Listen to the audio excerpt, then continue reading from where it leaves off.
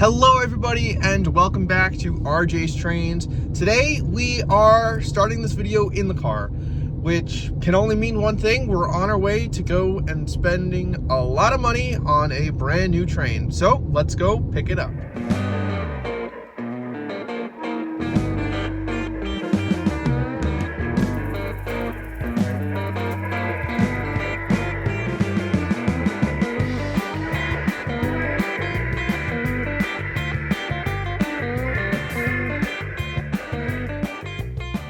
Make sure to use code RJTRAINS at trains.com for $10 off any order $50 or more. And there it is, my favorite train store, Train World. So it really wasn't that bad of a drive at all. Probably one of the easiest drives out here to Lynbrook that I've had in a long time. And it's probably the first of quite a few trips out to Train World for the Christmas onslaught of pre-orders arriving. The first one is going to be the most expensive one, so let's go inside and pick it up.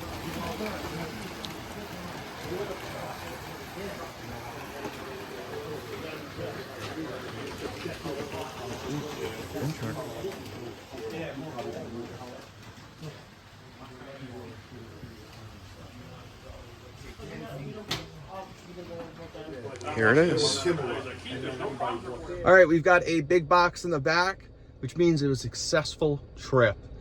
Let's head back home, unbox it, get it on the layout. So we've got it back from Train World. We've got it here literally on the layout, just so you can see how humongous this box is.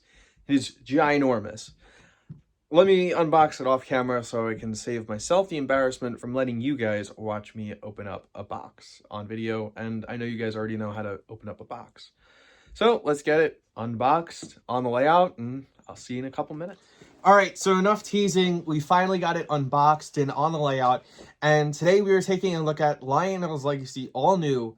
The largest switching locomotive probably ever in the world is the all new Lionel Legacy H7 from the 2024 Volume 1 catalog.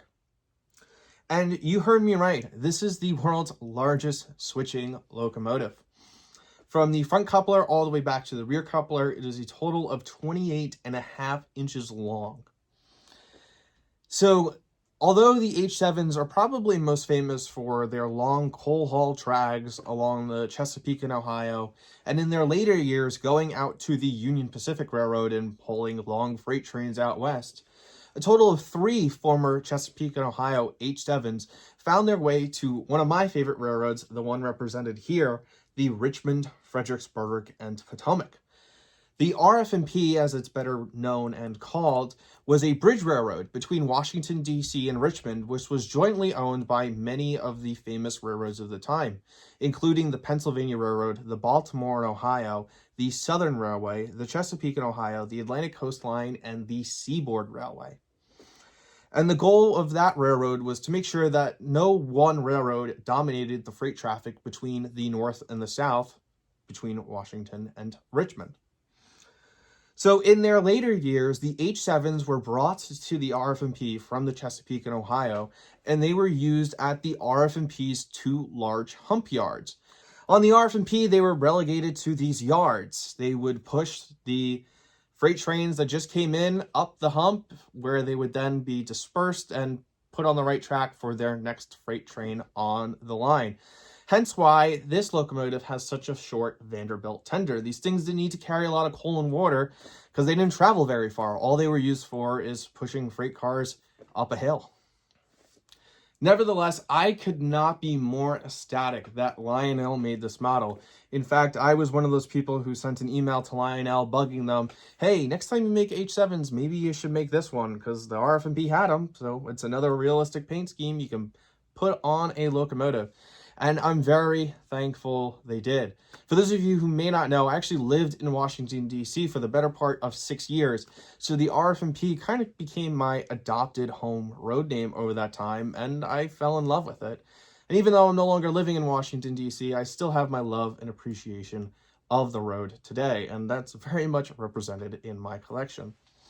So as I said previously, this model was cataloged in the Volume 1 2024 catalog. And as a top-of-the-line Lionel Legacy model, it's got all of the features that you expect it to have. It's got Legacy rail control, Bluetooth, Lionel voice control, a steaming whistle, and all the other bells and whistles, quite literally, that goes with a top-of-the-line Premier steam locomotive. One of my favorite things about this locomotive is just all of the add-on piping and detailing, especially to the front of the locomotive. It's not something that we see often on O-scale steam locomotives or any model locomotives in general, because it was so rare in the real world for locomotives to look like this. But between the air pumps on the front and all of the other piping along the boiler, this thing is a real eye catcher, and it might be one of the most detailed locomotives in my collection, hands down. Even though in real life these locomotives were relegated to just pulling trains in the yard, on my railway, they're going to be used as intended and pulling main line freights. I mean, how could you have this beautiful of a locomotive just sitting in a yard on your layout? So without any further ado, let's move this H7 up to the upper level because it has an 072 minimum radius and my bottom loop here is only 054. And let's see it run around the layout. But for now... Train 1 Brakeman, we have good initial terminal brake test on timetable train number 1. Over. That's a Roger. We have good initial terminal brake test on timetable train number 1. Out.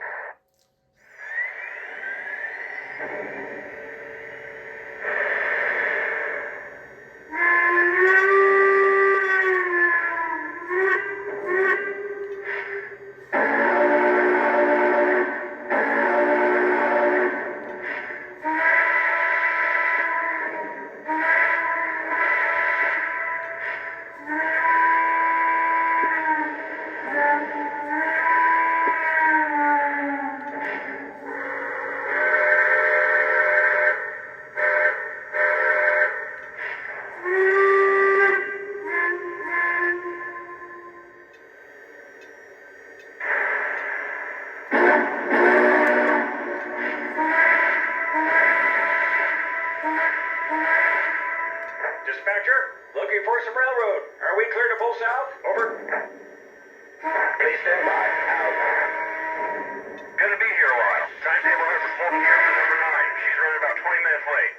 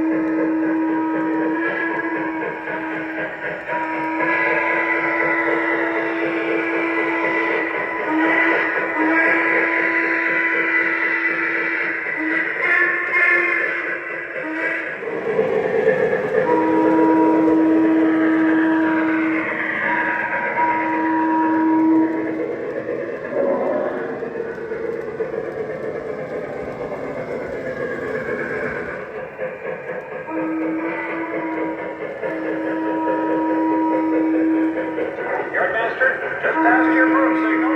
We'll be in on time tonight. Over. Copy that. Switch line. You're clear inbound. Dispatcher out.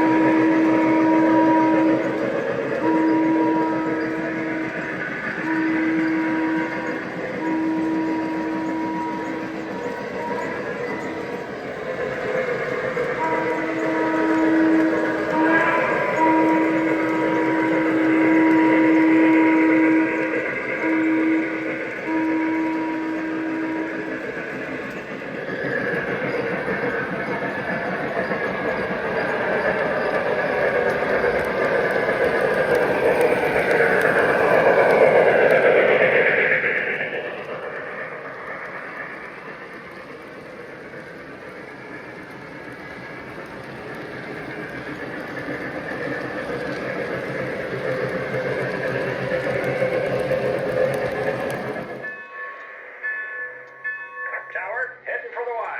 See you tomorrow. Out. Now, I said for a long time that I very much dislike articulated steam locomotives, but as you can see in this video, this thing is amazing. And the reason why I don't like articulated steam locomotives isn't because they're big and articulated.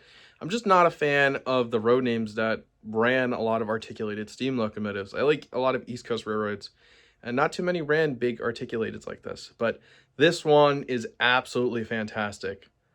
So who knows, maybe we might see some other articulated steam locomotives joining collection in the future. Maybe, who knows?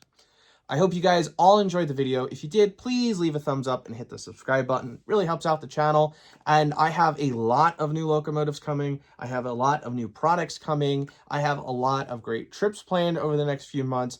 So it's going to be a very busy time here on RJ's Trains. So you're going to want to make sure you are subscribed. So without any further ado, take care, stay safe, have a great day.